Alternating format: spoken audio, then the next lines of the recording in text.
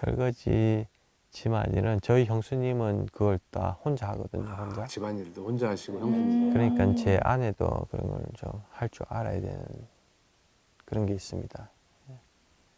왜냐면 키친에 남자가 들어가는 게 좀 네? 이상한 것 같아요, 보수적이네. 저는 솔직히. 키친은 그냥 와이프가 하는 그런.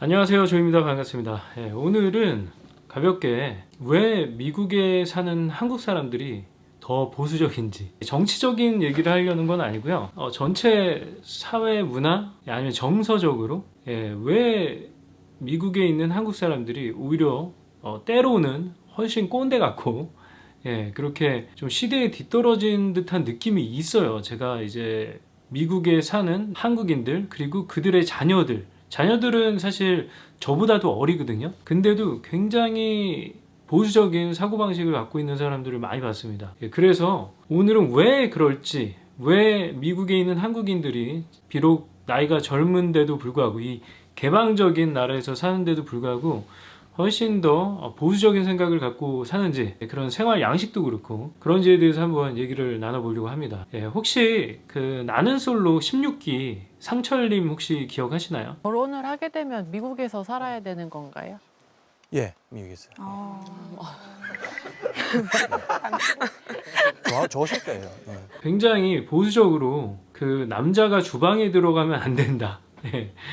그리고 주방은 여자의 공간이다. 뭐 이런 식의 얘기를 해가지고 크게 이제 언론에서도 이슈가 됐었는데, 그리고 실제로 이제 상철님의 친형이죠. 친형의 와이프, 그러니까 형수님이 실제로 미국에서 사는데 집안일을 다 해요. 그리고 남편은 약간 뭐 정원 손질하고 뭐 그런 것들 있잖아요. 뭐 직장에서 돈 벌어오고. 정확히 얘기하면은 옛날에 부모님 세대, 그러니까 1950년대 그런 세대, 50년 1940년 50년 그 정도 세대죠. 지금 나이로 치면 한 60, 70 되시는 분들의 그런 생활 양식을 갖고선 그런 라이프 스타일 속에서 살고 있더라고요. 그래서 굉장히 의외였어요. 그러니까 상철님 같은 경우에는 그 친형이 그렇게 너무 편해 보이는 거죠. 그리고 왕처럼 집에서 가장의 권위를 갖고 그렇게 사는 게 굉장히 부러웠던 거예요.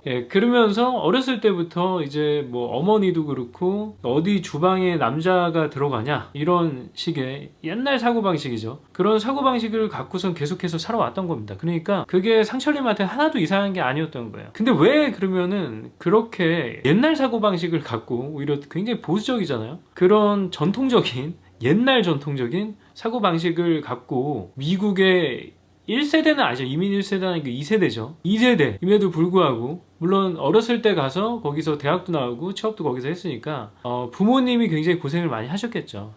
이민생활 정착하느라고. 근데 상철님도 그와 동시에 굉장히 비슷한 부모님과 비슷한 사고방식을 갖고 살고 있는 거예요. 형도 그렇고 그분의 가족들은 다 그런 거죠.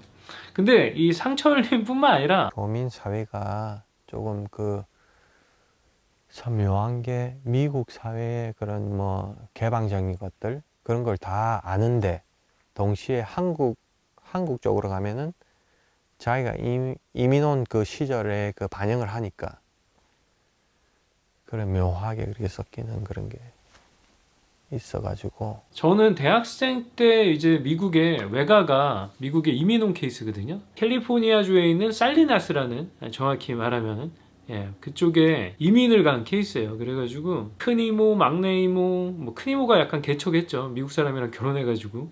그리고 할머니, 할아버지 다 초청해가지고 미국에서 살았죠. 그래서 저는 어렸을 때 미국에 자주 왔다 갔다 했어요. 큰 이모도 있고, 그리고 누나도 또 조기 유학 케이스거든요. 중학생 때 누나가 캘리포니아 큰 이모네 집으로 이제 유학을 가가지고 거기 초등학교 마치자마자 누나는 유학을 갔거든요. 그래가지고 중학생이죠. 중학생 때부터 미국에서 산 거예요. 그래서 누나랑 그렇게 오래 같이 살지는 못했죠. 아무튼 간에 그러면서 미국에 왔다 갔다 하면서 미국에 사는 한국 사람들을 많이 만났단 말이에요. 교포들이랑. 그랬는데 그 당시는 또 되게 옛날이죠. 제가 최근에는 뭐 교포들이랑 어울리지는 않으니까. 제가 대학생 때까지만 해도 불과 벌써 한 10몇 년 전, 20년 전이네요.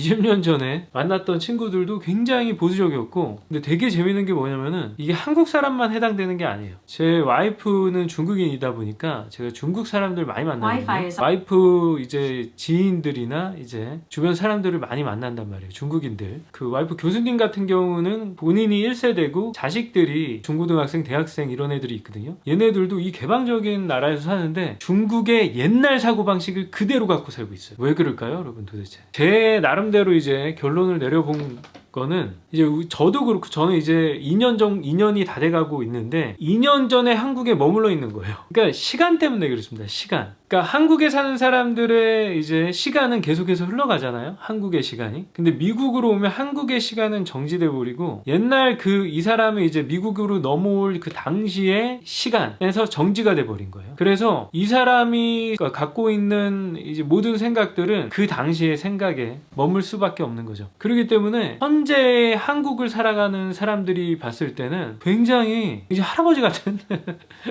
예, 나쁜 말로 꼰대 같아 보이는 겁니다. 쉽게 말해서. 예, 이건 뭐 상식적인 판단이긴 한데 여러분 도대체 어떻게 생각하시나요? 왜 미국의 이 개방적인 사회에서 살고 있음에도 불구하고 이게 다 보이잖아요. 다른 나라 사람들 뭐 개 중에는 이제 미국에서 태어나도 마찬가지예요. 진짜로. 왜냐면 부모님이 보수적이기 때문에 자녀들도 보수적으로 키웁니다. 물론 그렇지 않은 부모님들도 있을 테지만 만약에 한 30년 전에 한국에서 살다가 미국에 와서 그 이후로 한국에 안 갔다 그러면은 진짜로 30년 전 한국의 사고방식으로 자녀를 키우게 될 거예요. 그래서 이 사람이라는 게 참 이 환경에 영향을 많이 받기도 하면서 동시에 내가 나고 자란 그 나라의 문화나 그런 사고방식을 바꾸는 거는 또 한편으로 굉장히 쉽지 않다라는 생각도 들더라고요. 사실은 이민자를 다룬 영화 중에 그 미나리라는 영화 있잖아요. 윤여정 선생님이 나오신,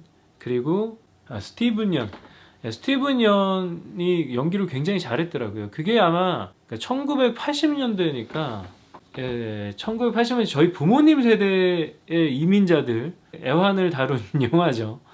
예, 근데 굉장히 재밌게 봤어요, 사실은. 근데 제가 미국에 와서 이 영화를 보니까 훨씬 공감이 많이 되더라고요. 예, 이 영화의 시대적 배경이 1980년대 그 이민자들의 이야기라고 하는데 처음에 이제 캘리포니아에서 병아리 감별하는 거 병아리 감별사로 일을 하다가 지겨가지고 이제 아칸소라는 완전 시골로 옵니다. 그래서 거기서부터 농사를 짓기 시작하는데 뭐 되는 게 하나도 없죠. 정말 엉망진창으로 결국에는 집도 다 불에 타서 날려버리고 굉장히 참 절망적인 영화인데 한편으로 또 희망적이기도 하고 그랬던 영화로 기억을 하고 있어요. 아무튼간에 그래서 저는 이 미국에 살고 있는 한국 사람을 이제 볼 때마다 아이러니함을 많이 느끼게 돼요. 왜냐면 이 정말 개방적이고 오픈되어 있는 미국이라는 나라에 근데 여러분이 생각하는 것처럼 그렇게 오픈되어 있지도 않아요. 사실은 마약에는 오픈되어 있지만 예, 대부분의 사람들은 그러면 마약을 많이 안 하죠, 당연히. 근데 접근성은 좋죠.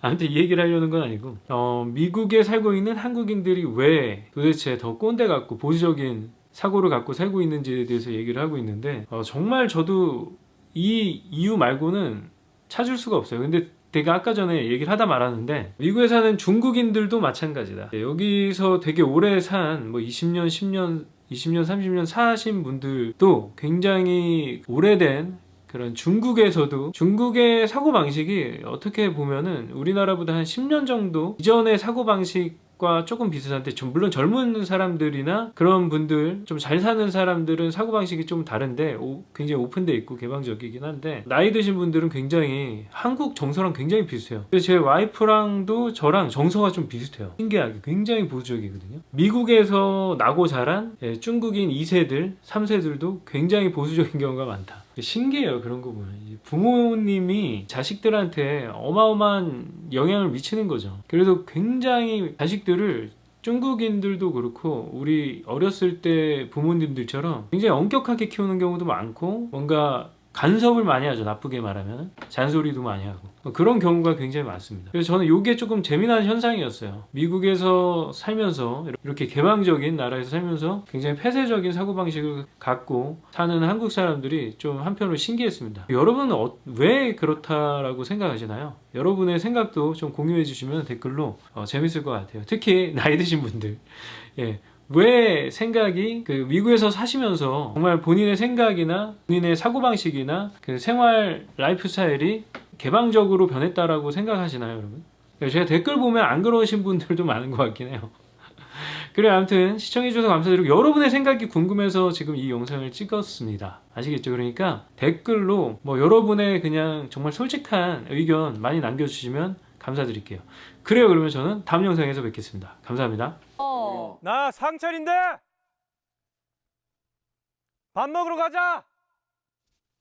배고프다.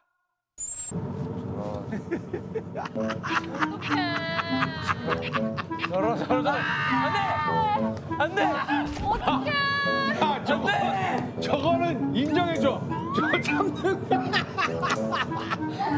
인터스텔라야. 안돼. 저거는 좀 안됩니다. 저거 시차야. 아 진짜 못 이기지. 아니 근데 진짜로 안 잘라고 노력을 했네. 하나 걸리는 게 너무 효자가 돼도 안 된다 이런 식의 얘기를 하셨는데 왜요? 왜? 저는 제 새끼가 있어도 저는 부모님이 더 중요하거든요. 그게 본인의 철학이면은 저하고는 안 맞거든요, 그게. 예. 그래서 그게 하나 좀 걱정이고, 예, 그렇습니다. 예.